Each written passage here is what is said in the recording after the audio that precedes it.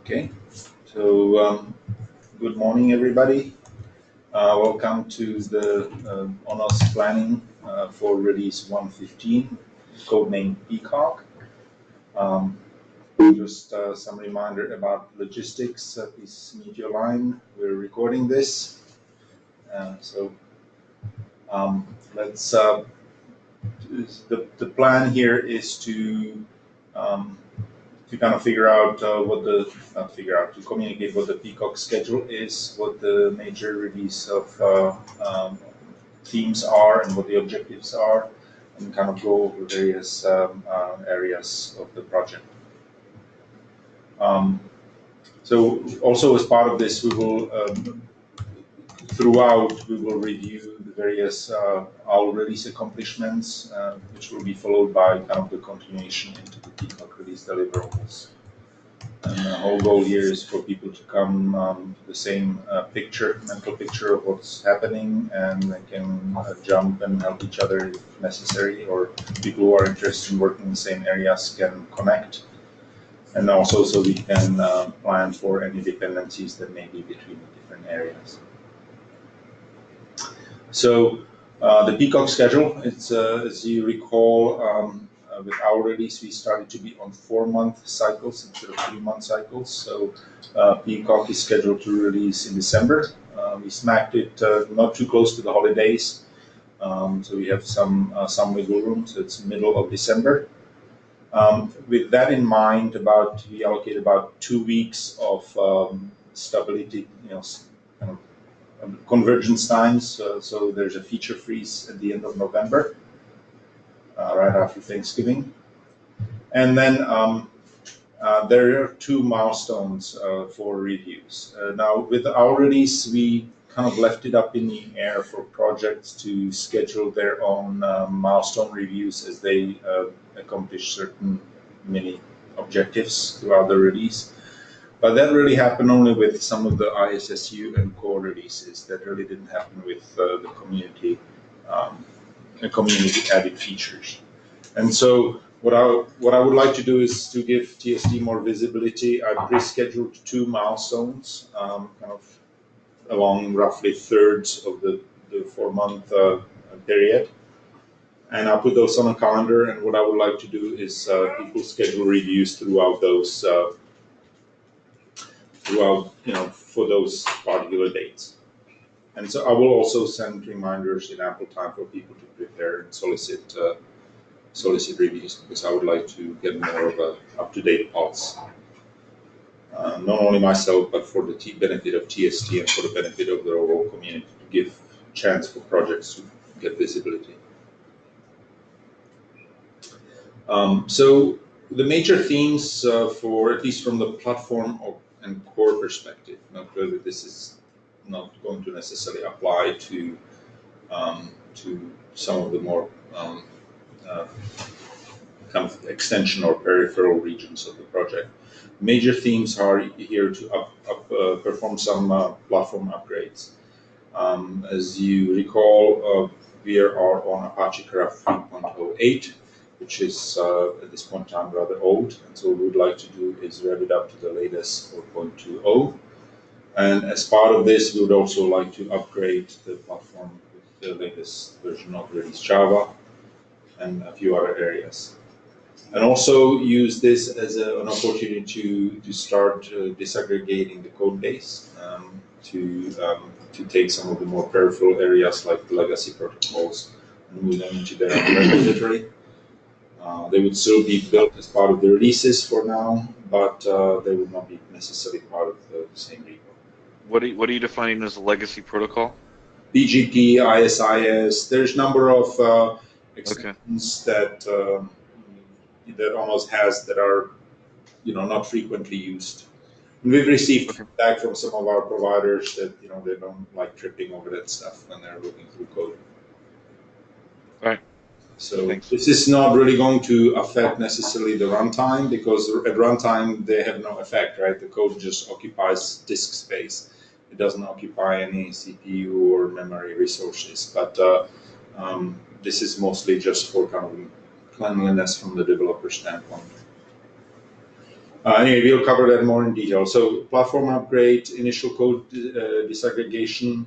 We also I would like to also eliminate the incubator area and come in line with simplifying the core. Also would like to get better UPAN alignment. I think right now we have a UPAN alignment kind of from mental perspective, but I would like to also to start translating to action, start making sure that we're making strides towards this, and also potentially reboot the gRPC APIs project again, and this is to facilitate process disaggregation. So the last two. Well, I don't think the UPAN alignment is really an opportunity, but I think we need to do that. The gRPC API project is more like a stretch, because clearly the first three take priority from a platform standpoint. So, and here, this is where I was hoping to have Jordan here. So in terms of the core and platform for OWL, so what was accomplished. I would like to actually have Ray cover that, if you don't mind. Ray, do you want to take sure. that? So for various reasons that have been discussed in the past, we were kind of stuck at a dead-end train with Buck. We kind of bet on the wrong horse. It happens. So we decided to upgrade to Bazel, which is a Google-supported tool, has a very strong community. There's a lot of plug-in activity happening for it, a lot of active development. The other big win for Bazel for us is that it is out of the box supports these disaggregated repos that people like, whereas Buck was really unhappy with that. So we made the decision, we put in some effort to kind of port over all of our custom Buck code. We now are running on a standard Bazel installation. We're one release behind. We'll fix that in the current version, but there's no more of this, custom modifications to the build tool. We're doing it all through rules, which is the way we want to be doing it. We have a check-in pending in the 115 tree master where all the POM files will be removed. And so that basically will put an end to any Maven builds of ONOS. Those files existed mostly because we didn't have a good IDE solution with Buck. Bazel supports IntelliJ out of the box, and there's also a community-supported plugin for Eclipse. So we really don't feel the need to support POM files anymore. We plan to deprecate Buck in this coming release. We can't get rid of it completely because we have some sort of auxiliary static analysis tools that still require Buck. We have to rewrite how those tools are invoked to completely get rid of Buck. Our plan is to completely get rid of Buck in 116. So wasn't there an archetype for ONOS app, a Maven archetype? And how's that being migrated to or being dealt with as we go towards Bazel? That's still there, David, and we fully support and encourage people to build their apps any way they like. We don't feel like we need to force someone who's writing an app to do it in Bazel. There's no reason to do that. If they want to, great. Yeah, I guess the question is there a Bazel equivalent or to do something like to? Not that I'm aware of. Okay. I don't know. Thomas might know more, but so let me jump in here briefly. So currently, we have not gone through the work to kind of make it like a Bazel-based archetype, or make even the Bazel build files as part of the archetype. Right. But this is certainly, as Ray alluded to, Bazel has much better support. Actually, has built-in support for remote repositories, which means building larger projects from smaller projects. Yeah.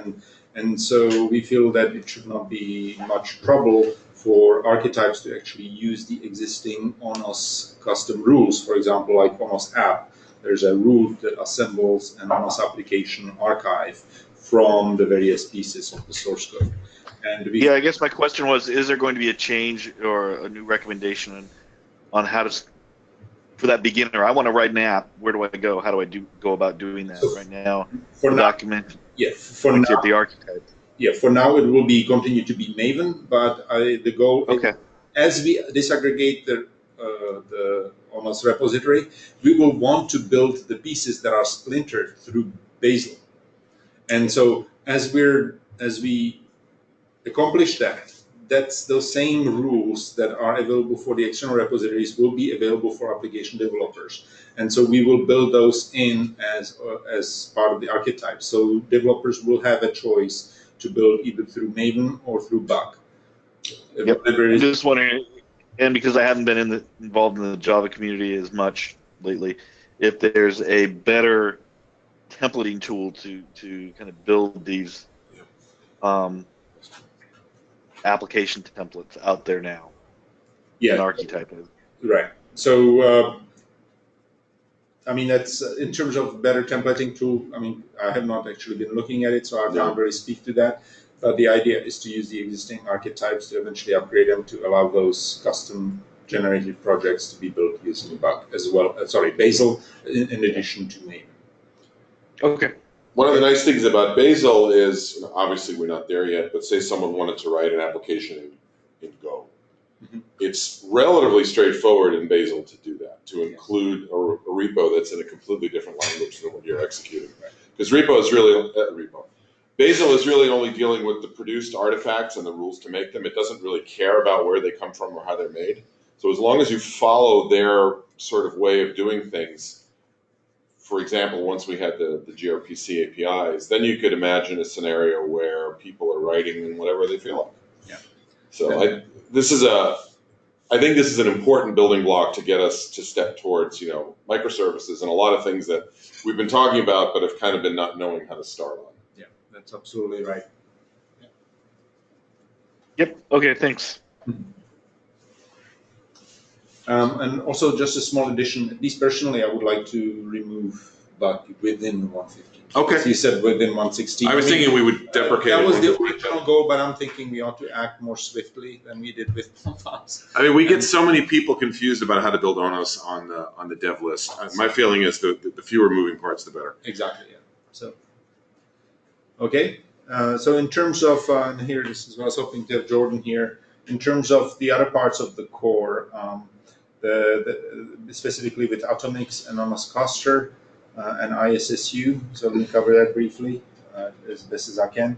So the idea here is to move us toward. For our what was accomplished. So first of all, ONOS is built now against Atomics 3.0, which involves having some of the distributed primitives, which were previously in the ONOS code base, are now actually contained in Atomics, which means that they are being maintained and developed and tested by the larger Atomics community. So it's a benefit for us because we essentially have more coders looking at our code and using and testing it. Also, that shrinks the ONOS code base size, so the liability there is smaller. The cluster management and intra-cluster communication features are also moved to Atomics now as well, so that's nice. Also, the ONOS process itself has been split into two parts. So we have actually now Atomics cluster, which just manages the state distribution. And the ONOS cluster are now two separate entities, and they can have different cardinalities, which means, for example, you can have a cluster of 3 Atomics nodes, and potentially you can scale the ONOS differently. So you can, for example, have 4 ONOS nodes to scale it up to, for example, any I/O requirements that you may have. Okay. So the persistent state here is is Atomics in a separate process from the ONOS. Exactly. Yes. It can be run Okay. in separate processes, separate containers, separate physical machines altogether. Yep. I just want to clarify. I didn't know if external state meant I could also start writing to pick your favorite external database or not, but it really is just separation of Atomics. Okay, thanks. Yeah, exactly. So that was a big change. It's kind of a step towards desegregation of the process itself. In ISSU, this also, one of the primary motivators for doing this separation was ISSU, because previously the in-service software upgrade was hit kind of with the chicken and egg problem, where you in order to upgrade the state and the primitives, you also had at the same time the ONOS applications trying to use these primitives. And so that was a little bit of it presented a little bit of a coordination challenge. And by allowing us to upgrade the atomics cluster first before any of the kind of client code that's trying to use these new features is put in place, it simplifies the problem. You can upgrade the atomics cluster first with all of the state and all of the new primitives, upgrading the state as they need to, and then you can upgrade the ONOS code itself, which now can rely on everything, all the new features being available and running and ready to be used. And so that was one of the primary reasons for doing this, but I think it has also many side benefits as well. So on the ISSU front, so this what was done was support for running upgrades of the atomics clusters. There was a number of bug fixes fixed. Also, a test framework was added for validating backwards compatibility of upgrades. And I'm sure Jordan would be able to provide more in-depth detail here, but that's the best I can do. So sorry. So that was out. Now for Peacock, we already covered some of these things in terms of the platform upgrade to 4.0. It's also Jetty, upgrade to Java, upgrade also to the latest version of Bazel. Now it should be. Is this OpenJDK or Oracle JDK still? That's a very good question. I think, frankly, I would like to do OpenJDK and Oracle JDK both, because I think that I don't know if everybody is familiar, Oracle is actually looking at changing the licensing for enterprise support for version 11 and onward. So I would like to get away from be bound to Oracle JDK. So Bazel comes pre-bundled. Well, bundled is the wrong word. It downloads a JVM for you if you need one, and it downloads currently the OpenJDK version. So at compile and test time, we're already running with the OpenJDK. We would just have to do some packaging changes on the installation side to be able to choose which one you want to use, which I don't think would be a big deal. For runtime, so that was a very good question, David. Yeah, I would like to support both. Yeah, I'm not sure there's much difference nowadays, is there? Yeah, there was some issue. There was some issues we were having with the Java OpenJDK 1.8 and Oracle JDK 1.8. There were differences that basically kind of bound us. We didn't have time to deal with them, and then we got kind of stuck in the Oracle JDK territory. But I would absolutely like to move us to OpenJDK.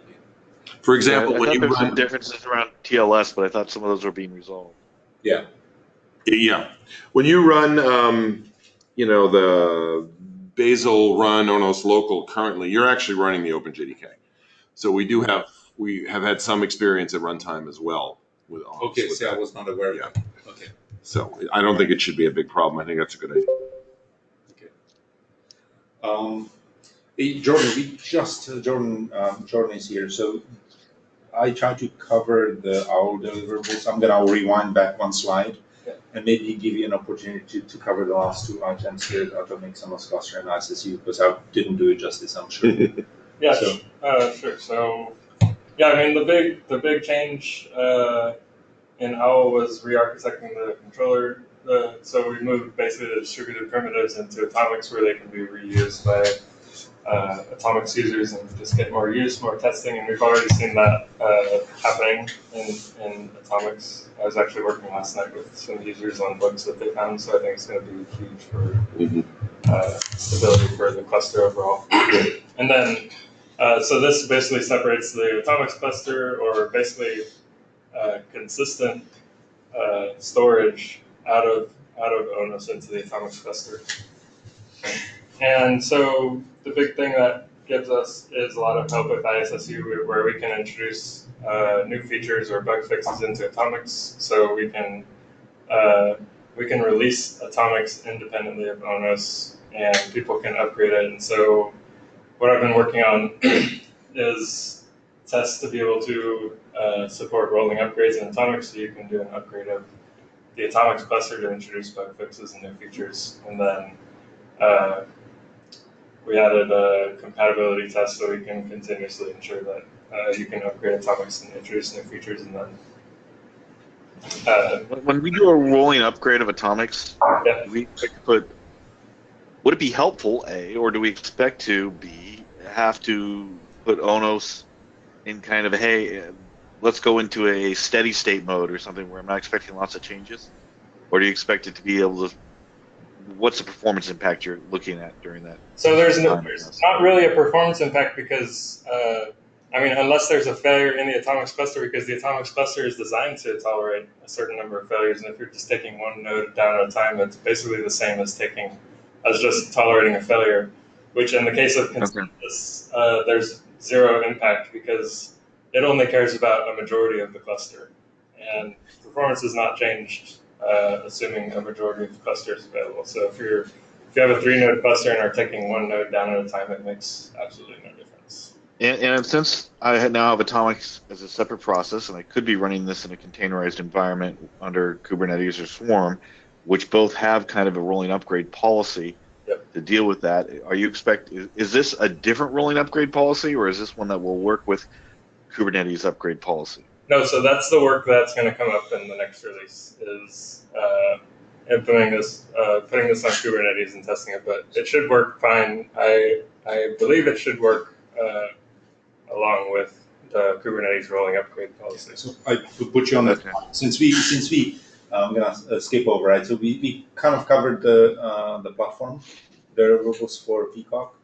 but we didn't go over the different milestones. But basically, throughout the different milestones, we will demonstrate running with Java and with Apache Karaf from the platform perspective, and the Basel 16 will come along for the ride. But let me now take you, since you're transitioning to this topic, for what's going to be happening. I'm going to let Jordan cover the core and ISSU Peacock deliverables. Yeah, so obviously there's been a lot of questions like that about container orchestration. So the big thing in the Peacock release, I think, is going to be implementing that. So just implementing just creating basically a standardized implementation for ONOS that supports upgrades of both atomics and ONOS in a container orchestrator, which would be Kubernetes. We've done a lot of work on this in ISSU with Harmonic and with Comcast, but I want to create a more broadly applicable implementation. So that we have. Do you see like an ONOS Helm chart in the future that builds both of those, and then? Yeah. Yep. Yeah, and so yeah, I mean, there's been a lot of conversation, a lot of questions coming towards me about this. So I think it'll advance a lot of the questions about how ONOS is managed and how upgrades are managed over the long term.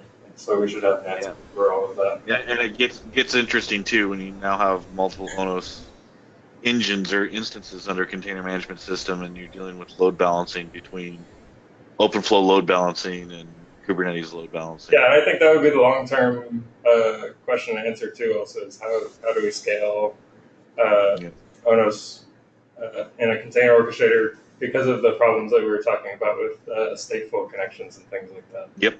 Yeah. All right.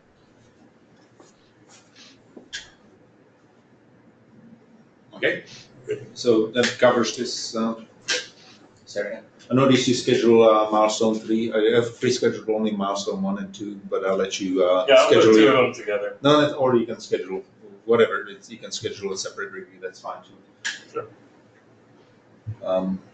Okay, P4. Carmel, are you available to talk about P4 and P4 runtime? Yes, I'm available. Can you hear me? Yes, indeed. Yes, we can. Take it away. Okay. So the accomplishments presented today, this is the result of many contributions from very active P4 brigade. So you can find the names here. I basically filtered the names out of the Git log, the last release. So thank you all for contributing to this. So the accomplishments are the following. First of all, now in ONOS all, there's a new service called INT service that provides network level APIs to control the inbound network telemetry process on a network. that is using P4 devices. We also provide a reference INT P4 implementation. Clearly, this is still in its early stages. It works. It was demonstrated at the 5th P4 workshop in Stanford. But it's still, I would say, more of a proof of concept. Then we added new features to Fabric.P4, new forwarding features. We have now support for VLAN tag ports, ARP request broadcast, meaning that it's now possible. We can now support replicating packets in the pipeline. And because of this, we can now also support IPv4 multicast.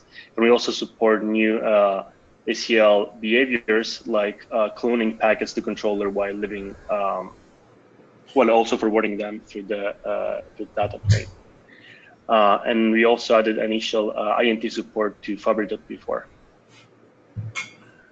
So is it, and again, my understanding of P4 is somewhat limited.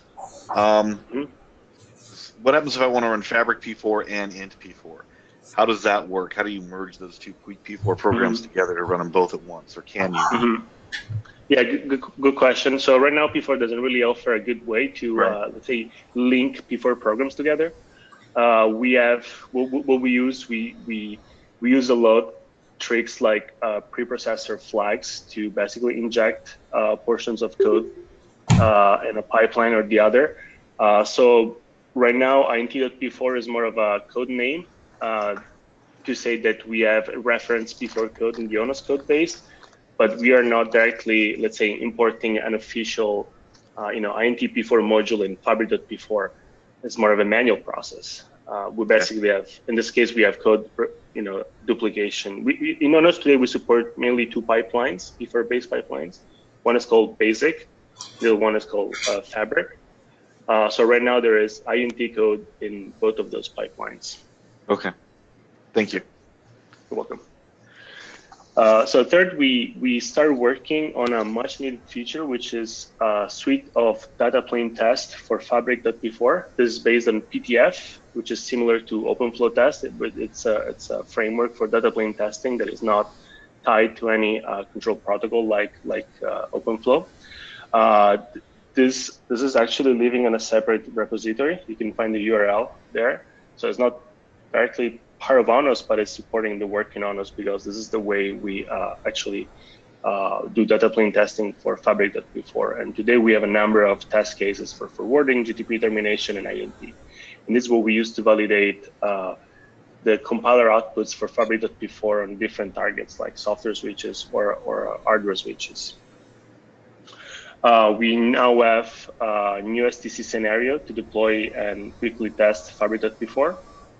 We also work on a number of improvements of the P4 runtime southbound. Mainly, there have been a lot of changes, mostly the writing of the P4 runtime southbound to greatly improve scalability. Today, we are able to test up to 200 BMV2 software switch instances running on a 3-node ONOS cluster. Before it was an order of magnitude less, so 20, 30 switches. We supported reconnection to lost devices, and we also added support for multicast, P4 runtime multicast APIs, which are used in Fabric.P4 for a packet replication. There's a new driver, a P4 runtime-based driver for Mellanox spectrum-based switches.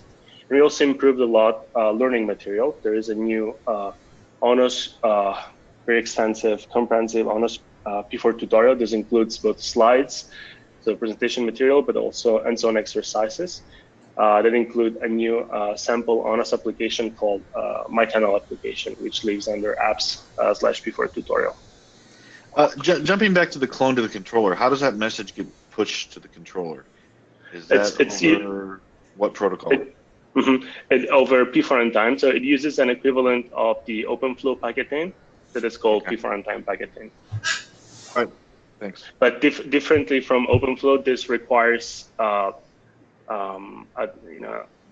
it requires implementing this behavior in the pipeline. So it requires P4 code in the pipeline implementation that actually clones the packet and sends one clone to the controller. So it's not given to you for free as an OpenFlow. Yep. Okay. Thank you. You're welcome. All right. And this, So for deliverables. In terms of deliverables, high level, we are planning to keep working on P4 runtime, improving current P4 runtime support towards compliant with the version 1.0 of the specification, which is still on work in progress from the P4.org API working group, but it has reached almost a release candidate state. And this includes also testing interoperability with Stratum. And this is important because so far we tested the self-bound with only one implementation of a P4 runtime switch agent. So we need to make sure we're compliant with the specification and in general, try to find ways to be compatible also with other implementations like Stratum. Second, we're planning on working on the other Stratum interfaces like GNMI and GNOI and supporting those models. I don't feel adding specific models that we plan to support in the deliverables. And the reason is that this work will be mostly driven by the available implementation. So based on the work in Stratum and which models will be supported there, we'll make sure to try to follow that work and implement the same in ONOS. I can say that at high level we start working on support for setting and getting and subscribing to core states, but in terms of like other models, this will mainly depend on Stratum progresses. And finally, we plan on working on more Fabric.P4 improvements.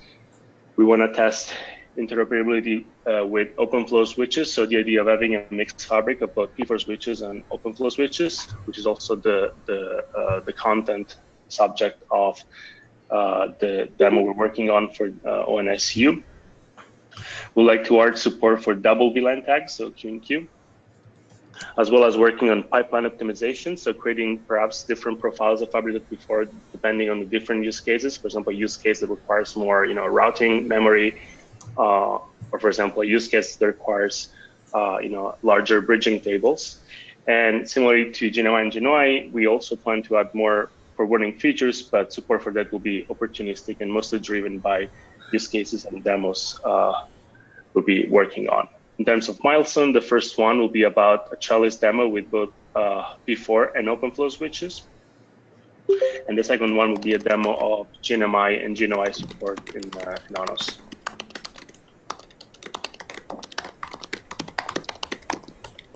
And that's all. Great. Any questions?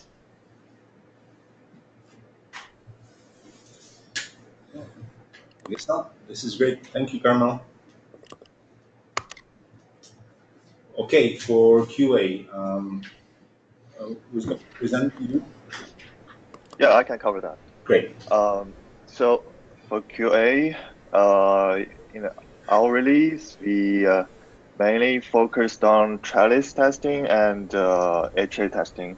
So for Chalice, with the help from the Chalice team, we were able to implement all the planned segment routing test cases, which include complex scenarios for segment routing feature and multicast feature. And we also covered router failure scenarios and host movement scenarios. And then we also started to work on migrating existing segment routing test cases to a hardware pod. And for HA testing and also ISSU and atomic related testing, we implemented power failure tests. And we also migrated all the entire HA test suites to be running with the same setup that we run for the segment routing tests. So, and also we also updated test-on framework and the test to accommodate the Atomic 3.0 upgrade. Last but not least, we improved documentation for Jenkins and R scripts. That's it. Great, thank you. Yeah. Okay, so for the next release, we will still be focusing on segment routing and HA. Okay, so for segment routing, I think the task is mainly for migrating all the test cases to be running under using the hardware switches and hosts, which includes multicast. Oh, the routing feature is missing here, so it should include routing feature, multicast, DHCP relay, bridging, and we will also create new test cases to test pseudo-wire feature, which could only be tested on hardware. And for HA, so since the separation of atomics and ONOS created a lot of new scenarios to be tested, so John will be working on this. John will be working with Jordan to first create a test plan for all the scenarios, to cover all the scenarios of atomics and ONOS HA feature, and then we will start to create and update existing HA tests for atomics and ONOS. And we'll also create more upgrade tests. So, and then after we get the feature of running ONOS with Kubernetes, we will also make some changes to the test framework to test that. For the milestones, because most of the deliverables they are just new tests, so the milestones are not really demos, but we do have one thing that we could demo, which is to the first one demonstrate the ability to run the same set of tests on both Mininet and hardware pod. We'll probably give we'll use segment routing as an example to demonstrate this feature. And the other milestones are basically just the completion of the other QA deliverables. Great. Well, thank you. I think having those demos would be actually quite useful. Okay. Okay. So I think we're since we didn't have any other community added content here, I think we're ready to move to the demos features. Are you ready to? We would start with Ray, and then with Jordan. So let me give you the presentation rights.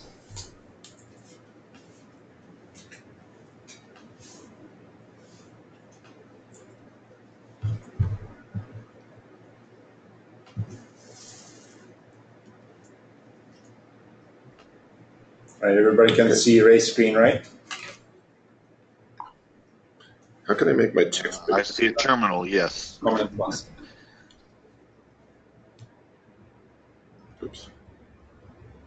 Maybe that's okay. Build tool is super exciting to demonstrate, but I just wanted to show a couple of things that I thought were interesting about Bazel. First thing we'll do is I'm going to pull up the IDE, and you can see here that, oops, wow, it's laggy. Okay. What is down the left side is a standard IntelliJ project. This was all generated out of Bazel. So the layout is really nice. It knows about all of its own little directories that it puts droppings in. It excludes those from.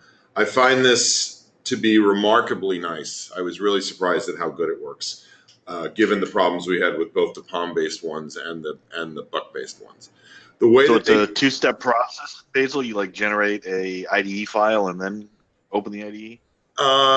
Sort of. What you do is there's a plugin for IntelliJ that Okay. understands Bazel projects, and it invokes Bazel to generate the IML files for you. So Okay. you don't have any of this business of having to do separate invocations outside the tool, but that's in essence what it's doing. All right. So I'm just going to give you a quick, here is a build file. This is the one for the core networking. I just picked one semi at random because it had a lot of parts to it.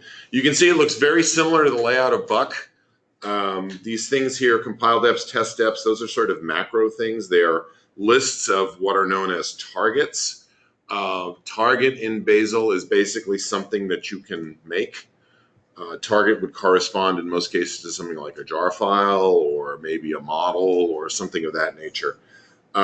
This OSGI jar with tests down here at the bottom is very similar. We tried to make it almost exactly the same as the Buck one. This is a rule that we've written. Users don't have to care about what it does. You You send in basically what you want to run, what your tests look like, what your output looks like, and it generates the jar file for you. It also creates test targets so that when you run the testing thing, your unit tests will be run. So if we go to my shell here, I cheated and pre-built everything. So you'll see if I just do Bazel build ONOS here, where it basically doesn't have to do any work. All it's going to do is scan through the build file, see if there's any changes, and then bam, it's done. It's pretty similar to what Buck did, but the added advantage of what Bazel is doing is Bazel produces what are called Hermetic Builds, which is a fancy way of saying they don't allow any outside influences into the files you create. So when I just invoked Bazel here, if it had decided it needed to actually build something, it would create a separate set of directories that mirrored the files I told Bazel were inputs, and it will cheroot into there. So if you want to do something like NPM, we had troubles with NPM. NPM loves to read and write files in your home directory. Bazel doesn't allow that. It physically makes it impossible for that to work because of this cheroot stuff. This is kind of a pain when you're debugging, but it's wonderful when you're trying to produce a build. Because one of the next steps we're going to have here is you can see this list of artifacts that were produced by my build. They were all taken from my local cache. Thomas has been working on a way to make that a shared cache. You can set up a website, a web server, and configure your local Bazel to use that as a secondary cache. So basically then if I compile one of these OR files and then Thomas needs it in his build, rather than go through the build steps, he'll just download the file. And because of this notion of the Hermetic build, the SHA checksum will tell the tool that yes, this is really the same exact build, and I don't need to do any steps to do it. So the statement you made there that concerns me is it's great for building, doing a release, but it makes debugging a pain. So debugging only if you have a pain, if you have well-behaved Rules. assembly tools, right? NPM is just basically just flails all over the place, and so there is certainly a way to make it not flail over the place, but it was that, and that's the pain that Ray was talking about. Yeah, what I was talking about was debugging the rules. So like if you're writing a new rule in Bazel to do something hairy like build the UI modules, the sandbox is something you have to be very aware of because you have to tell it every file that you depend on. And that's what I meant by debugging. It's sometimes not clear when it can't open files, why it can't. Okay, so not debugging of ONOS itself. No. Oh, okay. It's going because while it's great to be able to make a release easy, 99% of the people are actually writing and debugging code. Okay. No, that actually should be the same as Buck. So yeah. Okay. The running unit tests from or running from IDE, like from in here, is identical to what it was before. Or stepping through code, that type of thing. Same sort of thing. That there's no change to that. It was purely debugging of the build rules. Yeah. So it's something that's opaque and that kind of has tentacles all over the place, like NPM is a little bit like that. Really? That was pain. But if you have just a Java compiler, which basically you give it a set of inputs and you give it a place to put its outputs, it's actually very, very straightforward to do that. I mean, not that we had to do it because actually Bazel has rules to do this. Bazel has built-in rules for Java, C++, C, Go, Rust. But for example, what it doesn't have is for assembling or annotating jars into OSGI bundles. Yeah. And so that's something we had to do, and hence the rule OSGI jar with tests. And that was actually rather straightforward. We basically just give it a set of classes and have BND annotate those. Yeah. Yeah. Did you want me to show the incremental build, or do you need it? I mean, I don't think we need it. Yeah, that's fine. You can maybe show her running the ONOS. That's the same as it was before, basically. Yeah. So if I do Bazel run ONOS local, can't type.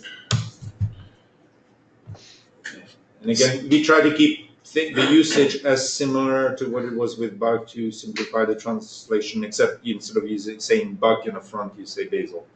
Yeah.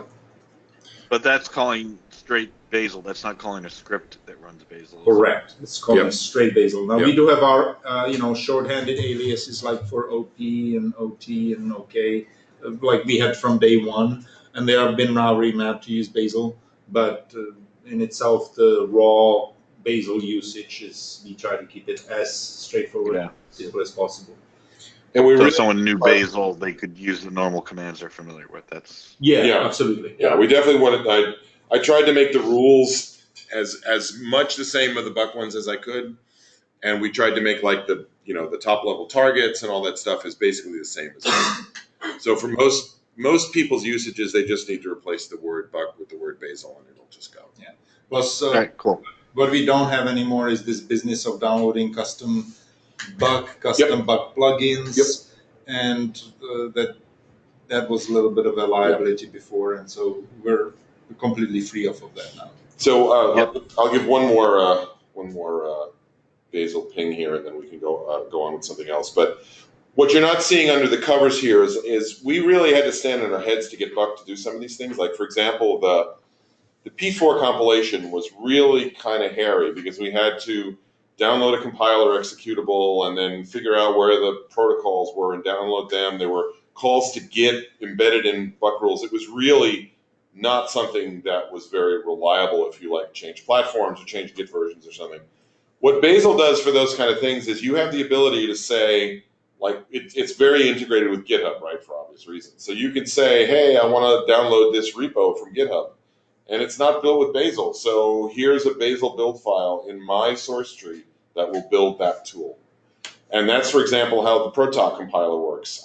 We have rules in here that invoke Proton to compile P4 models.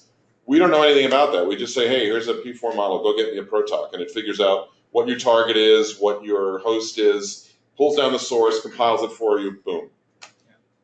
And that, coupled with this notion of the shared cache that Thomas is working on, means that we only have to build that Proton compiler probably twice, once for Linux, once for Mac, and then everyone will use the same ones. And it doesn't pollute our build environment at all. Yep. I think, Carmelo, correct me if I'm wrong, but I think it took you and Brian, what, about 2 to 3 days max to convert everything from Buck to Bazel, and it's actually much cleaner than it was with Buck, right? Yeah, more converting, we basically come up with a new approach. Well, first of all, we bumped the version of gRPC and protobuf we support. And the main reason is that the newer versions offer native Bazel rules to, for example, build gRPC libraries out of a protobuf file. And I think, yes, it's much cleaner than before.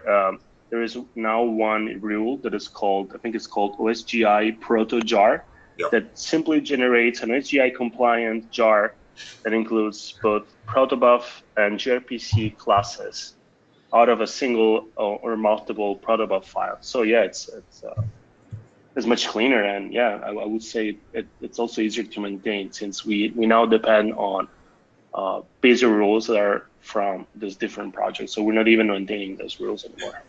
Yeah, that's great. I got to drop, guys. I got another meeting that's kind of starting over. Okay, David. Thanks. Thanks. Looks Good good. question, Thank you. by the way. Okay, Jordan, do you have any, thank you, Ray, by the way, for you're welcome. the presentation.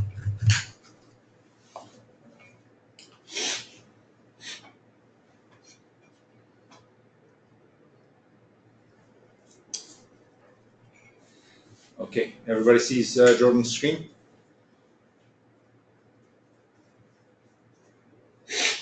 Yep. Okay. Yeah, so in order to sort of facilitate testing for the atomic soak rate, what we did is upgraded our test infrastructure. So normally we use this series of test cells where we can borrow a certain number of ONOS nodes and a mini-net node. We sort of upgraded this to support a separate atomic cluster. So you see like John's cell right here is 5 + 3 + 1. And what this does is basically allocates 3 atomic nodes, 5 ONOS nodes. So these are put into variables. So typically we have like OC1, these are our ONOS nodes, the OC variables. We use these separate OCC variables for atomic nodes. And so this allows us in tests to, when we run tests now, we set up a separate atomic cluster and ONOS cluster. And so what actually happens when we install atomics is there's an atomics distribution. So part of the atomics release now is, and I'll document this as well this week, but basically to run atomics now, we download atomics tar, atomics zip, and unzip it, and I'll show you what it actually looks like.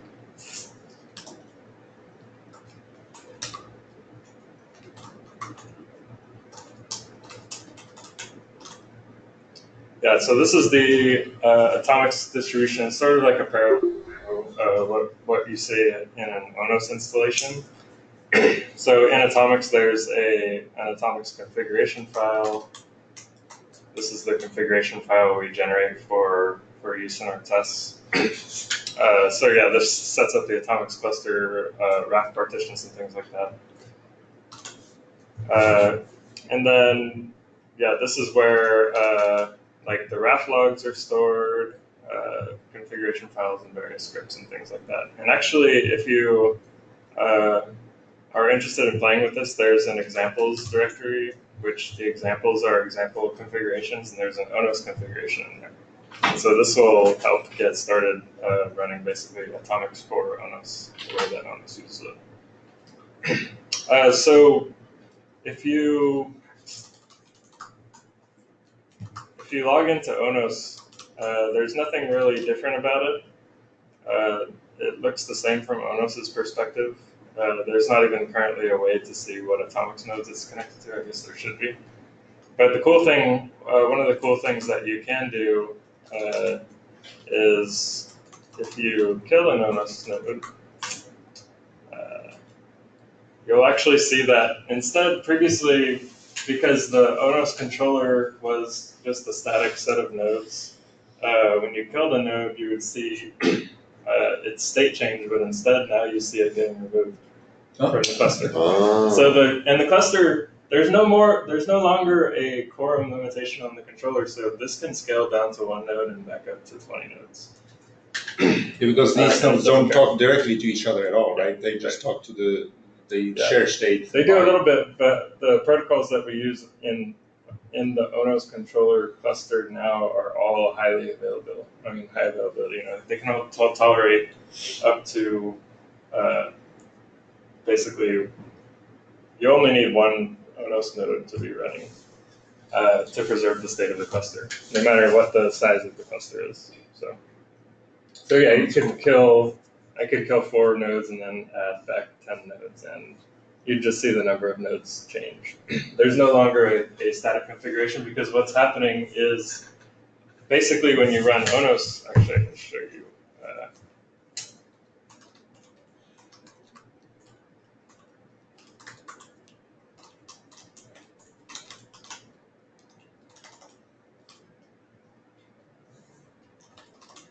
So this is what cluster.json now looks like. So previously cluster.json had basically a list of the ONOS nodes. Now it has a list of the atomics nodes, which is the storage object. So you're giving, when an ONOS node starts, you're just giving it a list of atomics nodes to connect to. It connects to the atomics nodes, and atomics is what tells it about the other ONOS nodes. So the configuration is basically the same for, you can just give the same configuration to all of the ONOS nodes and they'll discover each other. And so over the long term, this is going to be interesting to play with in an environment like Kubernetes, which I think it'll make it a lot more easy to manage the ONOS nodes in that type of environment. That's great. Yeah. That's it? Yep. Okay, awesome. Thank you. All right, let's take a look at what. I know Sean is not on. Carmelo, did you want to do a demo also? Sorry, I was muted. Yes, I have a 5 minutes video. Maybe awesome. Maybe a presenter.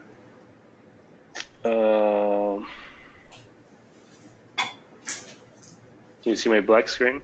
Yes, we can.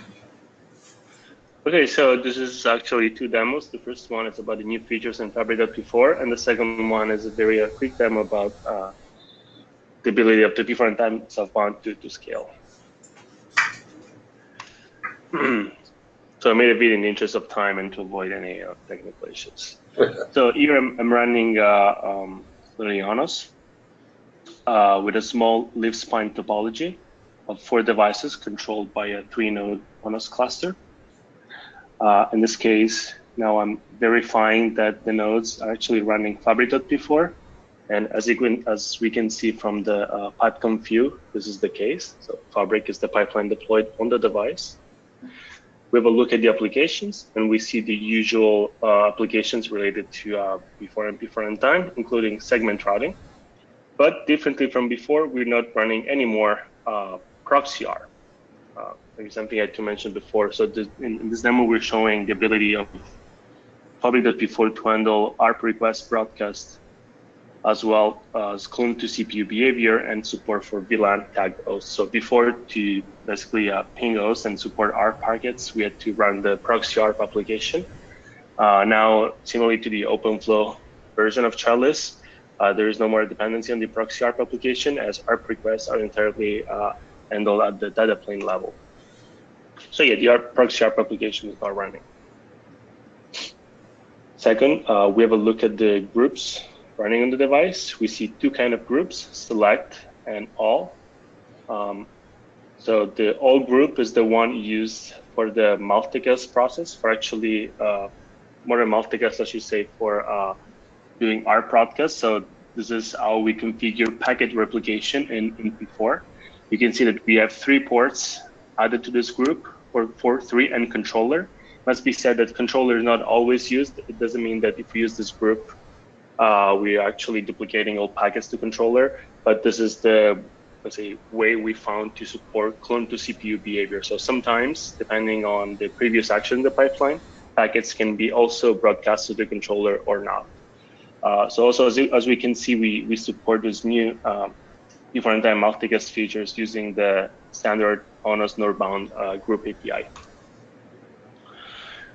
And then we have the select group on the top, which is the one used for ECMP hashing to the spines.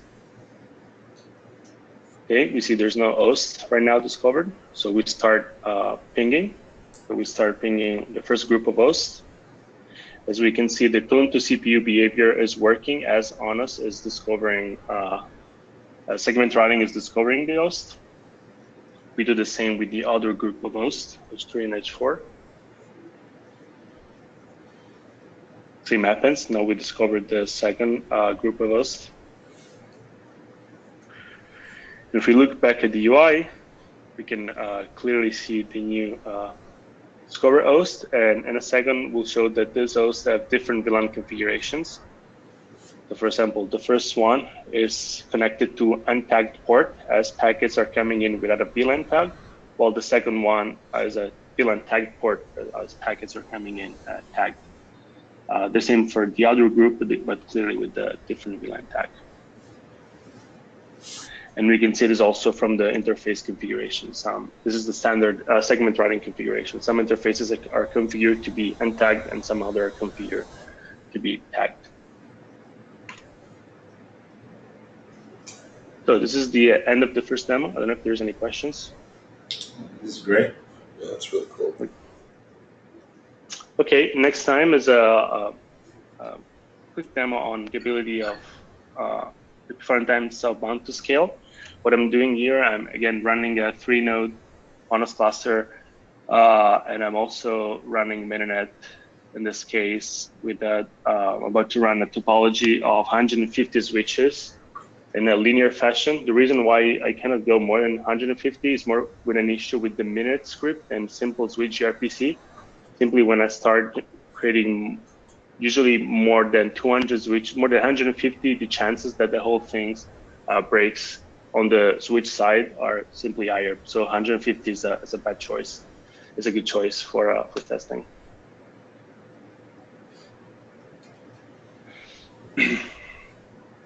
So now I speed up the process.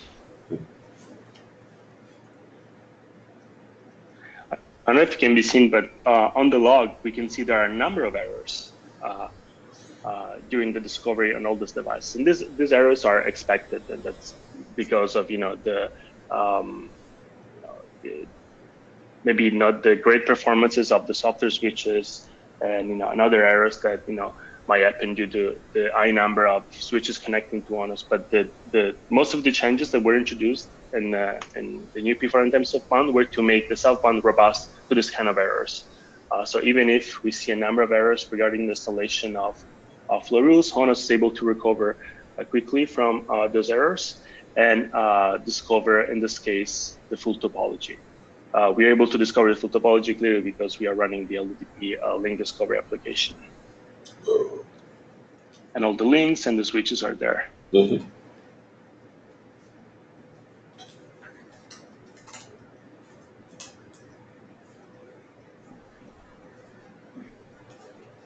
That's cool.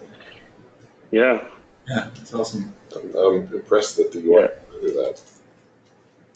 Yeah, I wanted to show a more torus topology, but again, simple switch, and I guess the Linux network stack really doesn't like when I create more than let's say 300, 400 virtual links.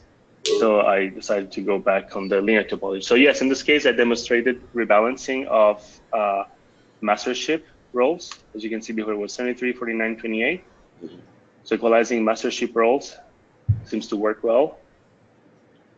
Yeah. Now I have And all of the links are 50, there. 50, 50. All the links are there. Yeah. Yeah.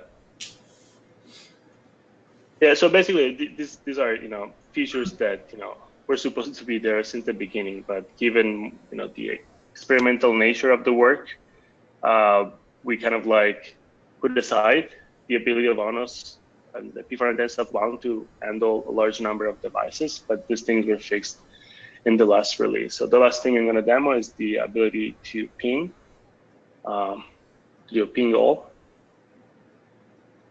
Now, this is clearly going to take too long to ping all the hosts. So I'll just show that I'm able to at least ping from H1 to all the other ones.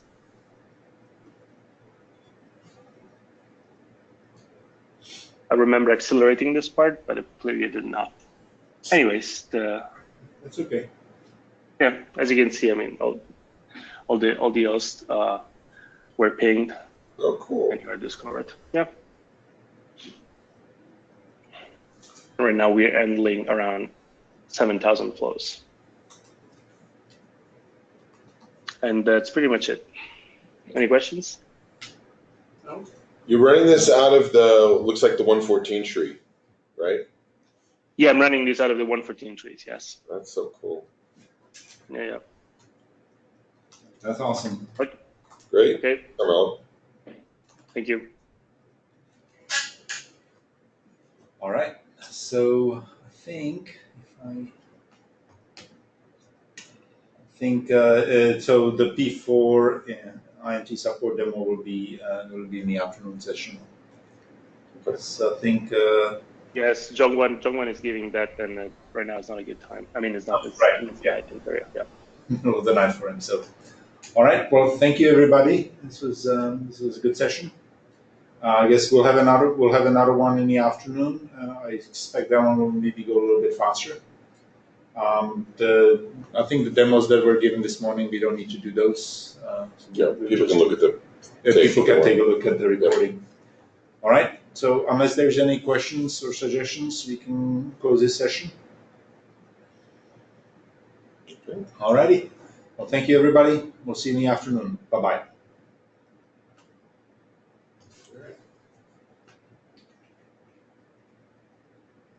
Thank you. Bye. Bye.